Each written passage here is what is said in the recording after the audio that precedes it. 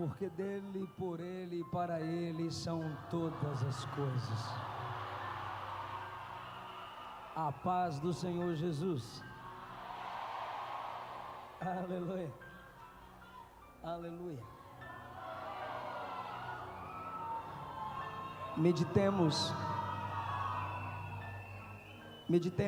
em um texto da palavra de Deus. Evangelho segundo escreveu Lucas, capítulo de número 9. Evangelho segundo escreveu Lucas, capítulo de número 9.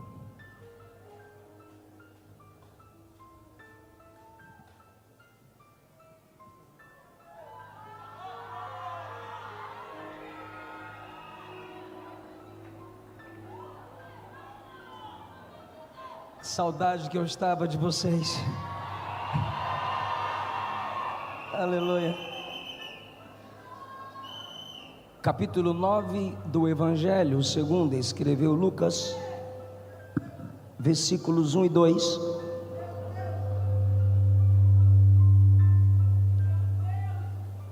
E convocando os seus 12 discípulos, deu-lhes autoridade e poder sobre todos os demônios, e para curarem enfermidades, os enviou a pregar o reino de Deus e a curar os enfermos.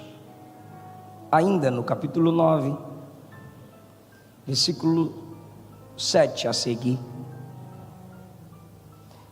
E o tetrarca Herodes ouvia tudo o que se passava e estava em dúvida, porque diziam alguns que João ressuscitara dos mortos, e outros que Elias tinha aparecido, e outros que um profeta dos antigos havia ressuscitado. Versículo de número 10. E regressando os apóstolos, contaram-lhe tudo o que tinham feito, e tomando-os consigo, retirou-se para um lugar deserto de uma cidade chamada Betsaida. Versículo 18. E aconteceu que, estando ele orando em particular, estavam com ele os discípulos, e perguntou-lhes dizendo: quem diz a multidão que eu sou? E respondendo eles disseram: João Batista, outros Elias, e outros que um dos antigos dos profetas ressuscitou. E disse-lhes: e vós, quem dizeis que eu sou? E respondendo Pedro disse: tu és o Cristo de Deus. Versículo 23.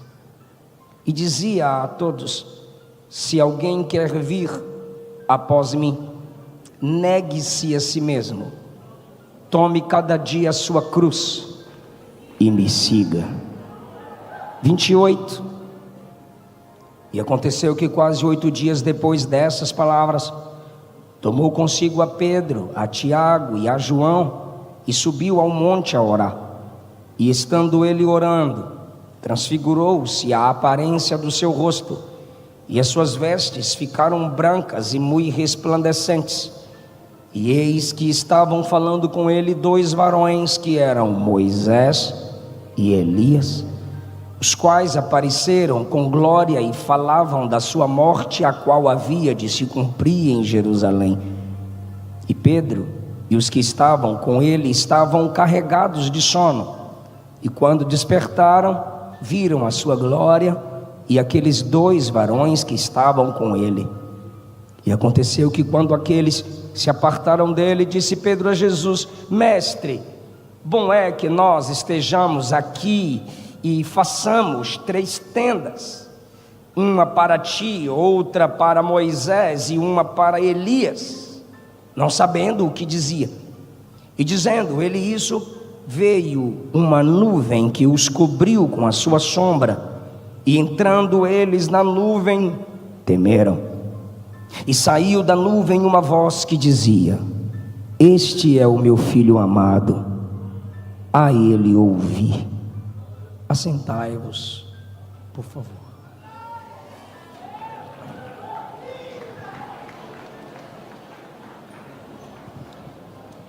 Como é bom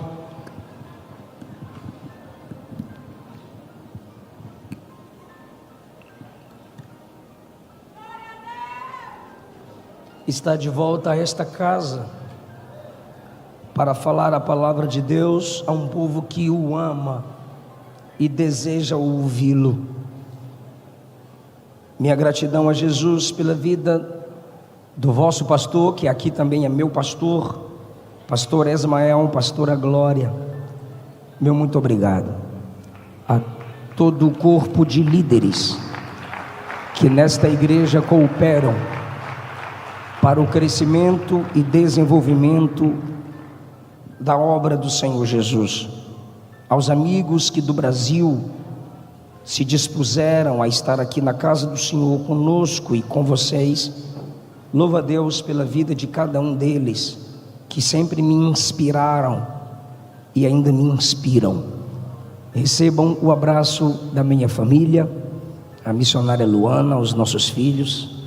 Agora já estou com 3 e acabou. O Eliseu Filho, a Esther Caroline e o Emanuel. Sempre que lembrarem, orem pela minha casa. Lucas se dedica a mostrar Cristo, o homem perfeito, cuja salvação está nele e no ouvir as suas palavras. O doutor, teólogo, evangelista, historiador, é detalhista em demonstrar as alegrias proporcionadas pelo ministério, pelas curas e pela obra de salvação que Jesus exercia na vida daqueles com os quais ele encontrava. No capítulo 9, os discípulos estão sendo convocados, chamados por Jesus para um novo nível de autoridade no mundo espiritual. Como Lucas apresenta Jesus como o homem perfeito, sua liderança é perfeita. E de que modo ela se manifestava? Primeiro, Jesus, em sua prática de liderança diária, dizia: eu faço e vocês observam. Agora eles estão num terceiro nível, pois o segundo era: eu faço e vocês fazem comigo. O terceiro nível está no capítulo 9: eu ordeno e vocês fazem conforme me viram fazer. Então, primeiro viram Jesus fazendo, depois fizeram com Jesus. Agora Jesus os chama, lhes dá as diretrizes e os envia a cumprir o que ele lhes havia ordenado, que é expulsar demônios e curar os enfermos. Jesus deu-lhes 2 coisas na primeira convocação, que está no versículo 1: poder e autoridade sobre o mundo invisível, expulsar os demônios, e no mundo visível, pregar o evangelho do reino. Porque Jesus lhes ordenou a pregar o reino de Deus, expulsando demônios. Pois onde o reino de Deus chega, através da pregação da palavra, o reino dos demônios é desmontado, é destruído.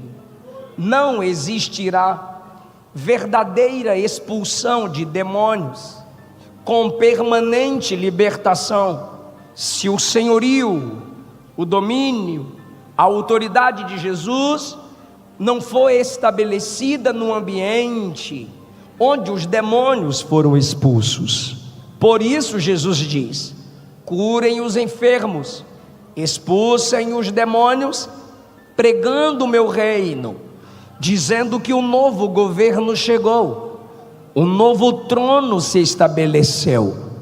As enfermidades são frutos da pecaminosidade humana, herdada a partir de Gênesis 3. Nem toda enfermidade é fruto de pecado do próprio enfermo.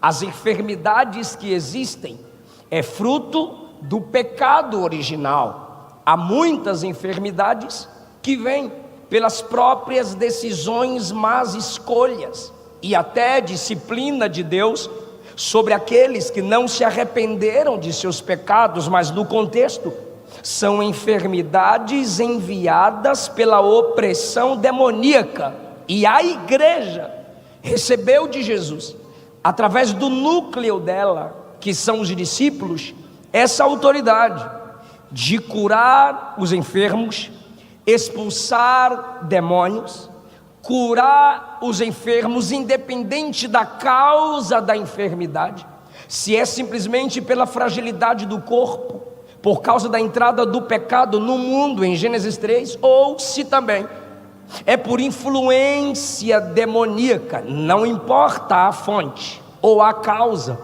o que importa é que o efeito da pregação da igreja causa libertação, é libertação.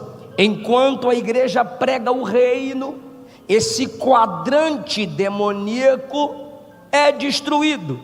O texto diz que Jesus deu autoridade e poder. O que é o poder? O poder é a capacidade para fazer. E o que é a autoridade? É o direito de fazer. Nem sempre quem tem a capacidade para fazer recebeu o direito de fazer. Jesus está dizendo aos discípulos e à igreja: eu lhes dou a capacidade para fazer, mas também vocês estão autorizados, como quem diz, chegou o tempo, vocês alcançaram esse nível de maturidade, de não mais fugir dos problemas espirituais da sociedade que os cerca. Vocês alcançaram a andarem comigo essa ousadia de não simplesmente olhar e ver alguém fazer, não simplesmente fazer se tiver alguém mais maduro, não, com a autoridade que lhes dou, com o poder que lhes dou, cada um de vós é representante do meu reino, e onde vocês chegarem, ali chegam sacerdotes do sacerdócio real, e no nome de Jesus tem a autoridade e o poder para fazer. Essa primeira convocação nos ensina então que existe o poder, que é o direito de fazer, o poder, que é a capacidade para fazer, a autoridade, que é o direito de fazer. É Jesus dizendo que a igreja tem poder sobre o mundo invisível e sobre o mundo visível. Só que agora, quando a igreja vai, existem dois tipos de servos: os demônios, que são servos de Satanás, e os apóstolos, que são servos de Jesus. Perceba também que não são os demônios que vêm, são os apóstolos que vão. Repito, não é para a igreja se preocupar se os demônios virão ou se manifestarão. A igreja é um povo que não apenas aguarda, a igreja é um povo que deve ir. Jesus os convoca e diz: vão. Versículo 1, Jesus convocou. Versículo 2, Jesus os enviou. A informação a partir do versículo 3 é que eles não deveriam levar para o caminho nem bordões, nem alforge, nem pão. Me ajude, por favor, e diga: nem pão. Muito obrigado. Nem dinheiro, nem duas vestes. Por que não levar os bordões? Por que não levar a bolsa? Por que não levar o pão? Por que não levar o dinheiro? Por que não levar uma roupa extra? Porque é um ministério emergente e local. Vocês não estão se deslocando para uma missão internacional. Vocês vão fazer essa obra num ambiente próximo ao contexto onde estão inseridos. Não somos missionários, pregadores e remanescentes apenas quando pegamos uma aeronave e mudamos de país com o intuito de pregar o evangelho. Se Jesus diz não precisa levar pão, é curta. Não precisa levar 2 vestes, não precisa de roupa extra, não precisa de dinheiro, não vão pagar transporte para nada, não precisa levar pão, não vão nem passar fome, vão e voltem. Ou seja, você precisa entender que sua rua, não sei como vocês chamam, sua província, sua quadra, sua escola, faculdade, o ambiente onde você estiver inserido é seu campo missionário. O problema é que muitos dentre nós andamos quilômetros para chegar na igreja, mas não atravessamos a rua para falar de Jesus ao vizinho. A gente pensa que a obra missionária é feita apenas com esse despertamento distante, mas o texto está dizendo, é rápido, só vai e ora, só vai e prega. Sabe o que me dói ao coração? É que os hereges, os falsos, estão quase todos os dias de porta em porta, distorcendo textos, enganando vidas e conduzindo-as ao inferno, enquanto os verdadeiros estão há 20, 30 anos de crente dentro da igreja dizendo, fala papai, me enche papai. Encher para quê? Tu já está há 10, 15, 20 anos se enchendo e nunca transborda com a pregação do evangelho. Jesus está te convocando há quanto tempo? E a gente continua esquentando o banco de igreja. Spurgeon disse, se você faz parte de uma igreja e não prega, você não é um verdadeiro cristão, você é um impostor. John Wesley disse, todo crente deve estar preparado para 2 coisas: primeiro, pregar; segundo, morrer. Porque crente só presta para essas 2 coisas. E se você não estiver preparado para isso, de nada adiantou congregar numa grande igreja, fazer parte de tão belas conferências. Não precisa levar bolsa, não vai ter presente. Não precisa levar dinheiro, não vai gastar. Não precisa levar roupa extra, meu Deus do céu. Vai com a roupa que você está e fala do meu nome, fala do meu evangelho, fala do meu poder. É uma viagem emergente.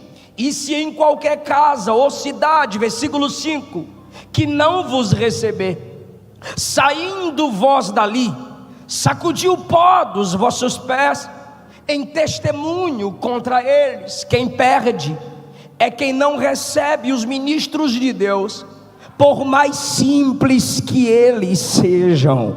O versículo 6 diz que eles percorreram todas as aldeias, anunciaram o evangelho e fazendo curas por toda a parte. Pronto, está confirmado o ministério dos apóstolos. Resultado, versículo 7, chega no palácio do governador, chega no casarão estilo romano de uma autoridade chamada Herodes, a notícia do que estava acontecendo.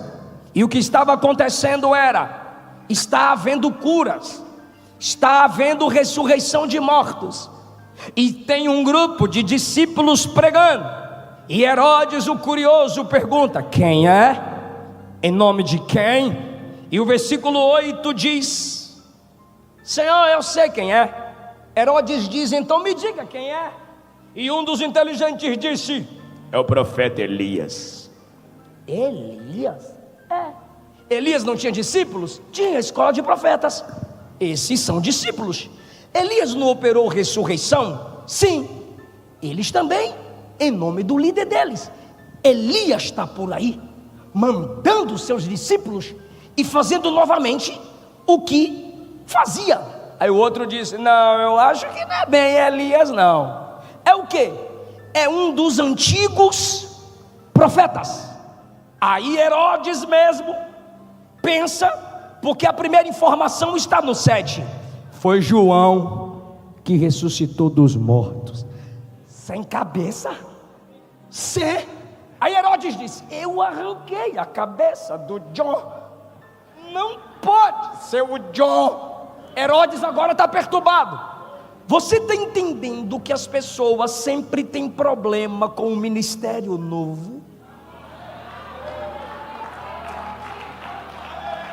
Você está entendendo que muitos dentre nós estamos tão acostumados com o ontem, que quando Deus começa a fazer alguém levantar-se com sua autoridade hoje, a gente prefere ressuscitar Elias, prefere ressuscitar João e trazer Elias do céu. A gente prefere dizer como os espíritas: Elias está aparecendo. A gente maximiza o ministério de João. João nunca fez nenhum milagre, meu Deus do céu. E agora milagres estão acontecendo e os caras estão dizendo: é João Batista que voltou dos mortos. Não, não é. Jesus não era João ressuscitado, é a ressurreição e a vida. Não é Elias reencarnado, é o verbo que se fez carne. Mas eu preciso que você entenda como que é a cultura. Você vai pregar, você vai ganhar almas, você vai fazer diferença, mas haverão resistências. E o que eu disse ao pastor Ismael aqui no almoço, por essa dificuldade cultural que temos de aceitar o novo de Deus, a gente pensa que todos os ministros devem pregar de modo tabelado, iguais, como a gente está acostumado, pois muitos dentre nós têm uma inteligência animal. Observa, compara e conclui. A questão é que os missionários de ontem foram feitos para ontem, os missionários de hoje foram feitos para hoje.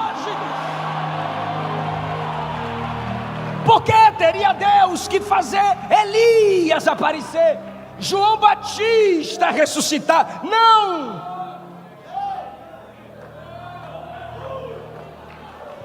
Atualiza o ministério de Elias, maximiza o ministério de João, só para não dizer: é o novo de Deus, é Jesus. Nesse ínterim, enquanto se divulga dentro do palácio o que estava acontecendo do lado de fora, lembra que a viagem era curta? Os discípulos voltaram no versículo 10, regressando, os apóstolos contaram-lhe tudo o que tinham feito. Senhor, a gente pregou e curamos enfermos. Senhor, a gente pregou e expulsamos até capeta. Senhor, a gente pregou e foi uma bênção. Os discípulos vieram empolgados, contando o testemunho para Jesus. E quando eles acabam de falar empolgados, sabe, você acabou de pregar e você fala: mãe, eu preguei bem, mãe, eu tremi, mas eu consegui falar. Esposa, Deus me deu uma palavra boa. Marido, eu cantei e foi uma bênção. Eu não sei com que você compartilha, só que às vezes nós explodimos de alegria. Paulo disse aos Gálatas que nós devemos experimentar a nossa obra em nós mesmos.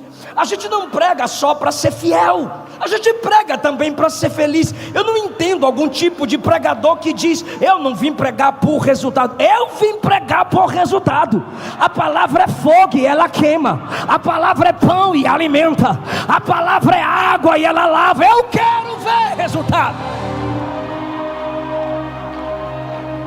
Os discípulos agora procuram Jesus e começam a falar do resultado do ministério deles. Quando todos estão felizes com o resultado do ministério, a gente tem a segunda convocação.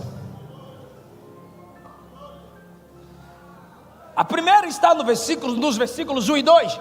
Vão pregar, curar os enfermos, expulsar demônios.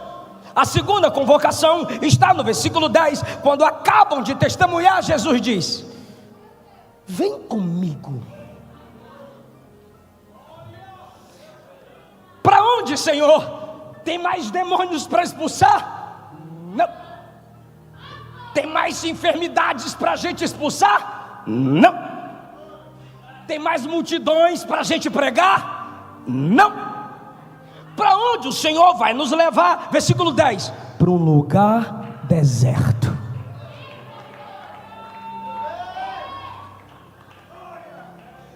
Um lugar isolado, sem live, sem Instagram, sem YouTube, sem holofote, sem divulgação, sem like, sem testemunho, sem nada. Só nós e mais ninguém. Sim, só eu e mais ninguém. E quando Jesus chega lá, eles entendem que nosso ministério não é medido pelos grandes feitos publicamente, mas pela fidelidade naquilo que ninguém vê. Quando os discípulos chegam para ficarem a sós com Jesus, a multidão viu.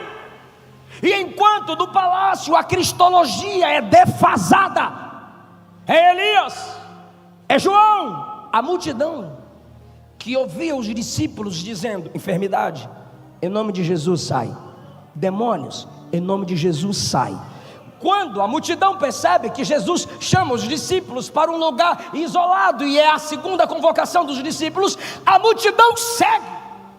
E onde Jesus via a multidão, não era show, era pregação.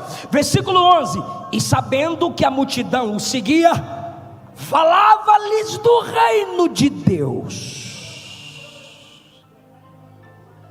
A mesma mensagem que ele mandou os discípulos pregarem, ele prega para a multidão. A mesma pregação, o mesmo tema, o mesmo texto. Não entendi, pastor. Ele nunca te mandará fazer algo que ele não faça. Ele nunca te mandará fazer nada que seja contrário ao seu caráter. Jesus agora está pregando a mesma coisa que lhes ordenou pregar. E Jesus está pregando o reino. E Jesus está pregando o reino. E quando Jesus prega o reino, o texto diz que ele sarava os doentes. A mesma coisa, meu Deus do céu. Assim como os discípulos pregam e curam, Jesus prega e cura. De repente o dia já começava a declinar, chegando-se os 12 para ele. Os 12, quem? Os mesmos que pregaram o reino, os mesmos que curaram enfermos. Escute-me agora, por favor. Os mesmos a quem Jesus disse: não levem pão. E se a gente precisar, eu cuido, não levem pão. E se a gente precisar, eu vou prover, não levem pão. Os 12 agora chegam para Jesus enquanto ele prega e diz: manda a multidão vazar. Por quê? Porque não tem pão.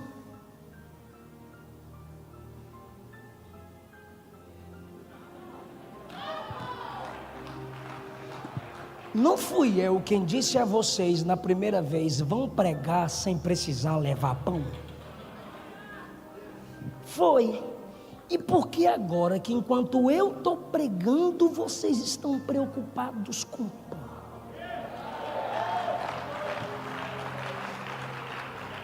É que lá o Senhor falou para a gente não levar e a gente confiou. Então vocês confiam que eu cuido de vocês, mas não confiam que eu vou cuidar deles. Vocês acham que para mim quem prega vale mais do que quem?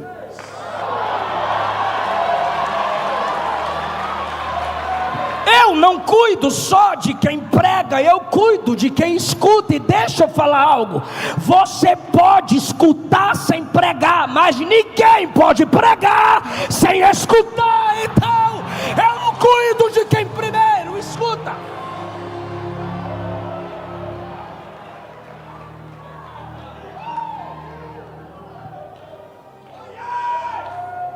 Jesus vai fazer algo tão lindo aqui hoje. E o que a gente faz, Senhor? Traz o que tem. A gente só tem 5 pães e 2 peixes. Traz o que tem. Senhor, aqui tem 5.000 pessoas. Façam grupos de 50 e manda todo mundo sentar. E assim fizeram. Todos se assentaram. 16. Jesus pega 5 pães, 2 peixes, olha para o céu, abençoa e parte. Agora. Jesus partiu o pão. Me ajuda. Jesus fez o quê? Mas quem está com fome é a... Aí Jesus então parte o pão e dá aos discípulos. Por que que ele não disse: se levantam e venham comer? Mas ele chama os discípulos e diz: vocês que queriam despedir a multidão por não ter pão, vocês que duvidaram da minha providência para alimentar a multidão, são agora aqueles que vão receber da minha mão e entregar para a multidão. Alimente a multidão. Mas Senhor, nós que somos seus pregadores, nós que somos seus apóstolos, nós que somos seus pastores, o Senhor mandou a gente sem pão, e a multidão, o Senhor manda a gente dar pão. Porque eu não quero que você use as pessoas para edificar seu ministério. Eu quero que você use seu ministério para edificar as pessoas.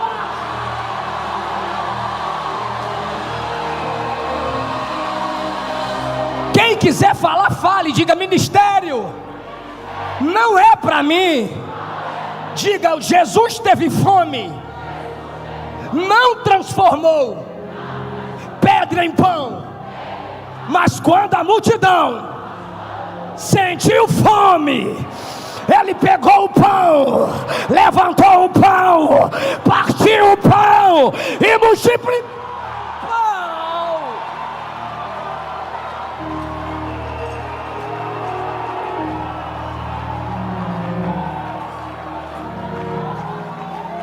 Se você não entendeu isso, para de pedir para Deus te usar. Se você não entender isso, pare de pedir para Ele prosperar seu ministério.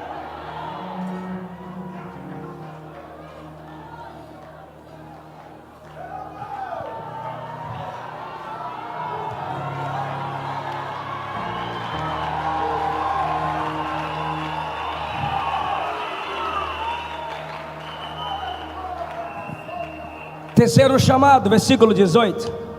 Perdão, terceiro chamado, versículo 18, está certo.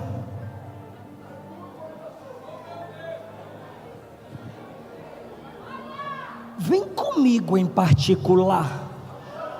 Já alimentamos a multidão? Vem comigo em particular.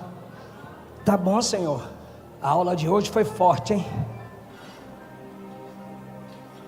Pois não, Senhor. Vocês passaram em vários grupos de 50 em 50. Sim, Senhor. E o pão não acabava não, nem o peixe. Tá certo.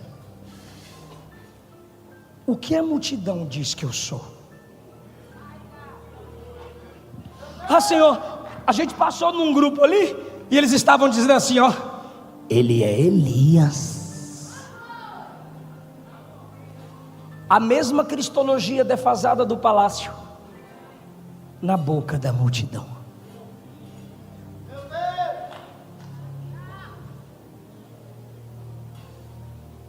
Tu imagina Pedro dizendo: Elias? Ele é Elias. Senhor, eu fui em outro grupo, e quando eu cheguei no outro grupo para entregar comida, eles estavam assim, ó: é João Batista. Só podia ser. Você está percebendo que a cultura sempre coloca celebridades, popstars, nomes, pessoas para competir com a glória de Jesus, para colocar um véu sobre a exclusividade de Cristo. Tudo bem, isso Jesus diz, é o que a multidão diz. 20. E vós? E vocês, o que dizem que eu sou? Eu sei o que o mundo pensa sobre mim. O budismo diz que eu sou um ser iluminado. O código da Vinci procura impureza em mim. Os materialistas dizem que se eu tenho um corpo físico, eu tenho maldade em mim. Não importa o que os ímpios e o mundo diz, não importa o que a multidão fala. E vocês que andam comigo, que oram comigo, que congregam há tanto tempo louvando o meu nome, o que vocês dizem que eu sou? Todos calados. De repente alguém levantou o dedo e disse: eu posso falar. Jesus disse: fale, tu és o Cristo, o Filho do Deus vivo. Antes que ele se ensoberbecesse, Jesus disse: não foi a carne, nem o sangue que te revelou, mas o Espírito do meu Pai que está no céu. O que Jesus está dizendo é: só o Pai revela quem eu sou de verdade, para quem quiser me conhecer. Quando Pedro acaba de dar a revelação sobre a qual a igreja está construída, que não é ele, mas é a doutrina, a revelação de que ele é o Cristo, enviado do Deus vivo. Versículo 23. Ele agora convoca a todos. Primeiro convocou os discípulos. Segundo, convocou os discípulos. Terceiro, convocou os discípulos. Quem eu sou? É a terceira convocação. Versículo 23. Agora eu chamo todos. Primeiro, venham e vão pregar o reino. Segundo, venham no local particular. Terceiro, me digam quem eu sou. Quarto, vou pregar para todos agora. É um chamado a todos que estão me assistindo no YouTube. É um chamado a todos que estão aqui ouvindo essa pregação e se desviou. É um chamado a você que está pensando em desviar. É um chamado a você que está pensando em largar Jesus. 23. Se alguém quer vir após mim. A primeira coisa que ele está dizendo é: minha soberania não anula a sua vontade. Se você quiser, vem. Ah, eu não quero, tchau. Eu não preciso de você, é você quem precisa de mim. Se alguém quiser vir, onde? Após. Não é vir para mandar, não é vir para decretar, não é vir para mostrar boas obras, porque não tem, é tudo graça. Se alguém quiser vir após, você atrás e eu na frente. Se alguém quiser vir após mim, o que é que eu faço? Primeiro, negue a si mesmo. Abra mão dos seus direitos. Fuja dos seus desejos carnais. Esqueça de ser o centro. Se humilhe diante da minha presença. Não venha orar com a lista pronta para eu assinar. Negue a si mesmo. Venha com a lista em branco, manda eu preencher e depois você concorda. Negue a si mesmo. Segundo, tome cada dia. Me ajuda, a igreja, cada dia. Você não gosta de orar? Pai nosso que está no céu, santificado seja o teu nome, venha o teu reino, seja feita a tua vontade. Você não quer o pão nosso de cada dia? Agora pegue a cruz de cada dia. Se quiser me seguir, é cruz todo dia. Agora, o que é a cruz diária? É o remédio. O que é a cruz diária? As dificuldades da vida. A cruz diária é renunciar seu eu todo dia. Vou dar 2 exemplos do que era carregar a cruz no tempo em que Jesus vivia na terra. Roma condenou alguém à morte? Sim. pegue a haste principal da cruz, o madeiro principal, coloque sobre os ombros e vai. Lá vai a pessoa carregando a haste principal. A primeira coisa que o povo na rua, ao ver a pessoa carregando a haste principal, dizia era: morte, morte, morte.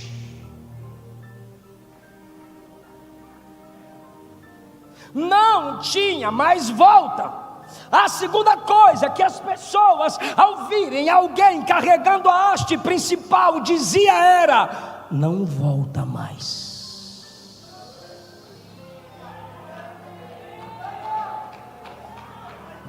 Se pegou a cruz, é daqui pro céu. Se pegou a cruz, as amigas do mundão, da boate, da piriguetagem, da prostituição, das drogas, da cachaça, olha para ela e diz: amiga, ela não volta mais, agora é crente. Amigo, ele não volta mais, agora é de Deus. Morreu, pegou a cruz, não volta mais, em nome de Jesus. A palavra nessa tarde é: quem pegou a cruz, não fica nesse negócio de volta, desvia, volta, desvia, volta, desvia, volta, desvia. Se pegou a cruz, é daqui para o céu. E se cair, ele me levanta, mas é daqui para o céu. E se pecar, ele me perdoa, mas é daqui para o céu. Eu não largo a cruz.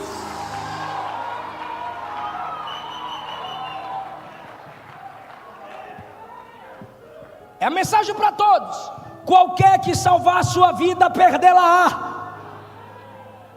Por que você não jejua? Dói o estômago. Por que você não ora na madrugada? Dá olheira. Por que você não investe em missões? Tem que cuidar do meu futuro. Aquele que salvar a sua vida, perdê-la. Mas qualquer que por amor de mim perder sua vida, vai salvá-la. Enquanto tem gente largando Jesus porque a profecia não se cumpriu, enquanto tem gente largando Jesus porque o namoro não deu certo, tem crente perdendo a vida por não negar o nome de Jesus. Isso é carregar a cruz. Você é crente? Eu gosto de ir na igreja. Você é crente? Eu gosto dos hinos de crente. Você é crente? Eu gosto do doutor, pastor Ismael pregando. Você é crente? Vovó me leva. Ah, tu tá com vergonha de dizer que é crente? Versículo 26: qualquer que de mim e das minhas palavras se envergonhar, dele o Filho do Homem também vai se envergonhar, quando vier na sua glória. Eu vou perguntar de novo: você é crente? Crente é pouco, eu sou lavado, remido, enxaguado no sangue do Cordeiro. Eu sou de Deus. Você é crente?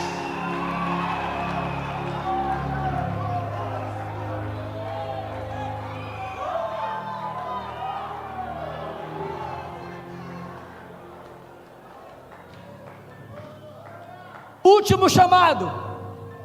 E aconteceu que depois dessas palavras, pega a cruz, nega a si mesmo, abra mão da sua vida para ganhar a minha. Perca o mundo, mas não perca a sua alma. Não tenha vergonha de mim. Depois dessas palavras, Pedro: oi, Senhor. Tiago: eis-me aqui, Senhor. John: eis-me aqui, Senhor. Vamos ali comigo.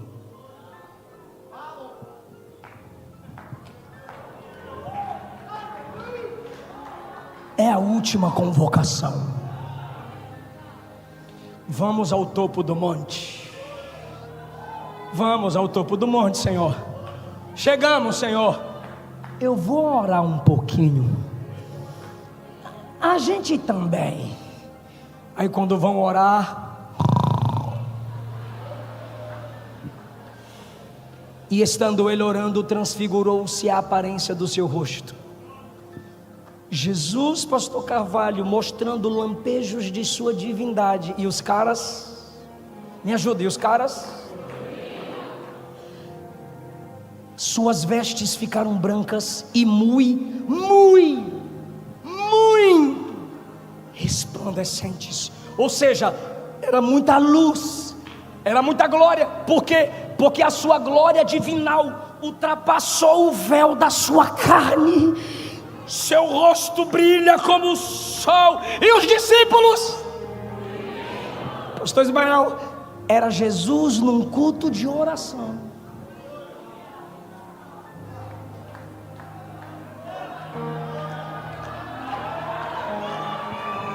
Revelando sua glória. Me ajuda, galeria. E os discípulos?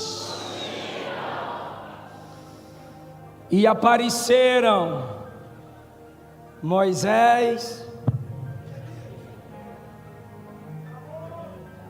Lembra do palácio de Herodes?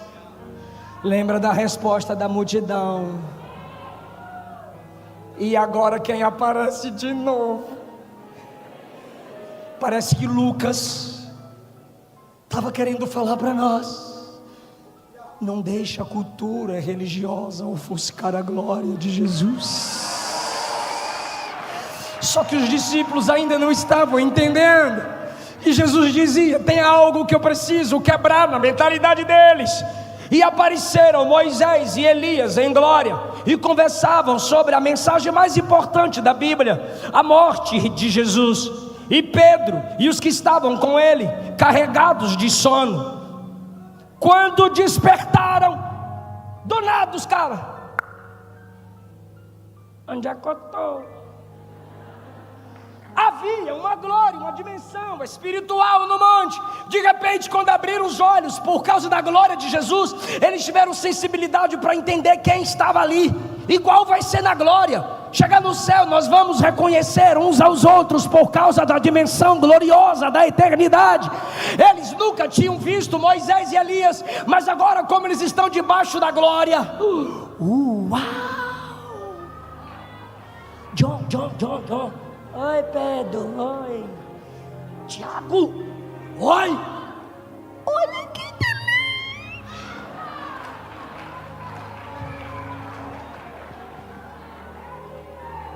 Moisés e Elias, não é?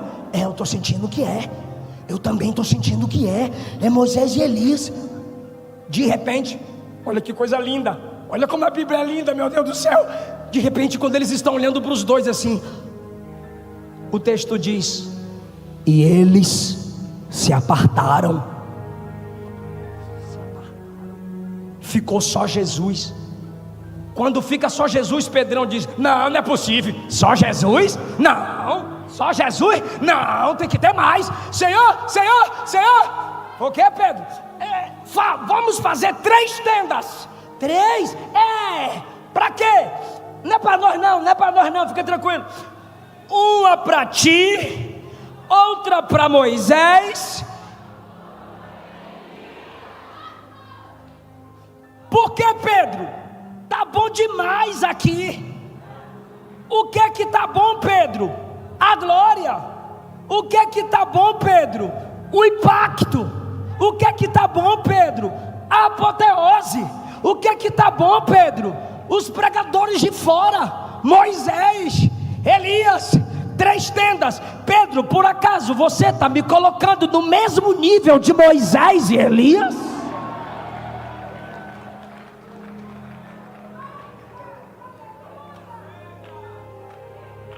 Enquanto era só Jesus, ficou horrível.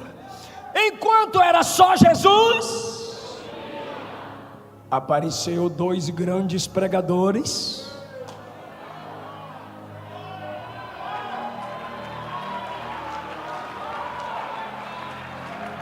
Apareceram os pregadores que eles eram fãs. Apareceram pregadores pastores que eles admiravam, quando é só Jesus no culto de doutrina, dorme. Só seu pastor no culto da palavra, dorme. Só as irmãs no círculo de oração, dorme. Aí faz uma conferência, quem prega, quem canta, vem para a conferência, mas vem para o culto da oração. Vem para a conferência, mas vem para o culto da palavra. Deus não te chamou para ser caçador de sobrenatural. Por quê? Porque Deus também é Deus do dia a dia. Deus também é Deus do natural. Deus não é Deus só do monte. Senhor, bora ficar aqui com Moisés e Elias. Fica comigo, eu vou encerrar. Senhor, bora ficar aqui com Moisés e Elias.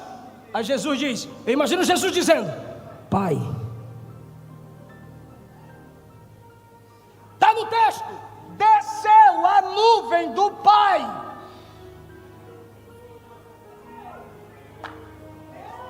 E a Bíblia diz que quando a nuvem desceu, eles ficaram com medo.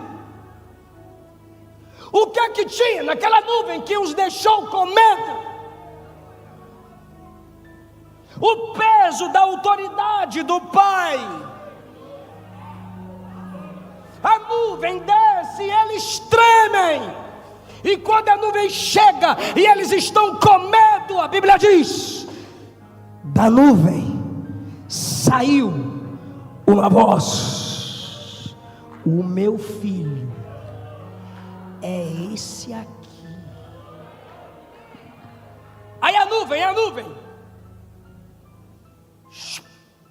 Quando a nuvem sai, diz o texto, já não tinha Moisés, já não tinha Elias, só ficou Elias. Passou, Moisés passou, Jesus Cristo é o mesmo ontem, hoje e eternamente. Cante como você canta aqui, lá. Pregue como você prega aqui, lá. Esse pregadorzinho vai embora, esses pastores vão embora. Jesus vai para casa com você. Jesus vai com você. A Ele a glória, a Ele a honra, a Ele o louvor. Teve gente que ainda não entendeu. Nele habita corporalmente toda a plenitude da divindade. A Ele a honra, a Ele a glória, porque dele, por Ele, para Ele são todas as coisas. A Ele a honra, a Ele a glória. Teve gente que ainda não entendeu. Vi na mão direita daquele que estava sentado no trono um livro selado, por dentro e por fora escrito. Vi o anjo forte bradar: quem é digno de abrir o livro e desatar os seus 7 selos? Ninguém no céu foi achado digno. Elias, você é digno? Eu não sou. Moisés, você é digno? Eu não sou. Maria, você é digna? Eu não sou. Eu chorei porque eu não vi ninguém achado digno. Mas de repente um ancião me disse: João, não chores, eis aqui o leão da tribo de Judá, a raiz de Davi, que venceu para abrir o livro. Ele é digno, ele é digno, ele é digno, ele é digno.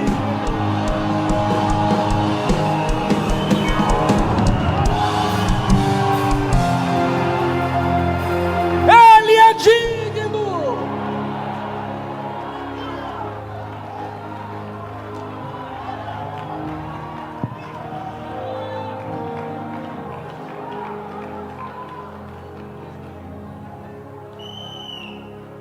Senhor, Moisés e Elias vão embora? Sim. E nós? Descer. Para quê? Encontrar com Judas.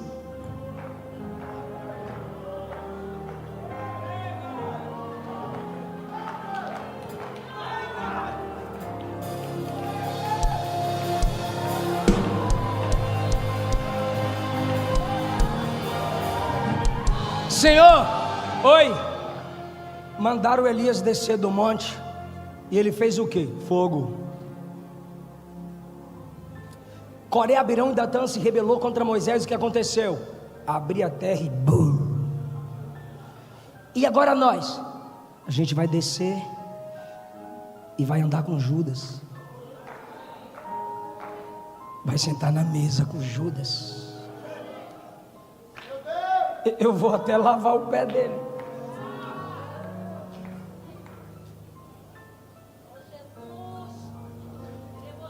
Mas, Senhor, se Elias mata, Moisés tem a lei que mata. De que espírito sois?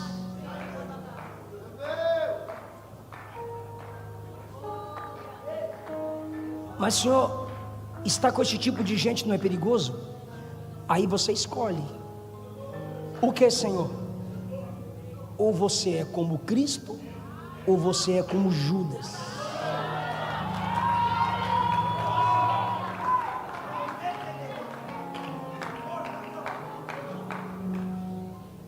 Porque no topo do monte, você só quer a glória,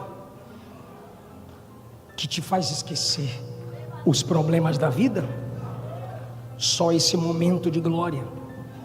O mais importante não é você aqui no monte, é quando você passar por aquela porta e continuar sendo Jesus, a semelhança de Cristo, apesar dos Judas.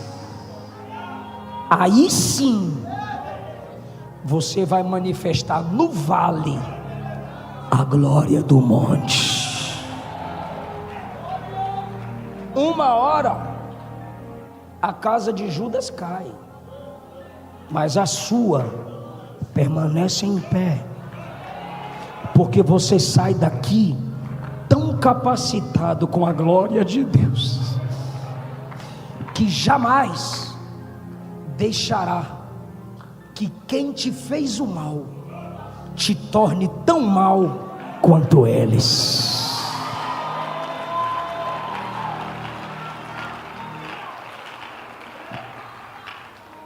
Senhor, obrigado pela sua palavra. Essa igreja está de pé só para te glorificar. Nós amamos os seus ministros. Nós amamos os pregadores que o Senhor levanta, os cantores que o Senhor levanta. Te agradecemos pelos nossos pastores, mas a honra, a glória e o louvor pertence só a Ti. Glorifique e aplauda a Jesus.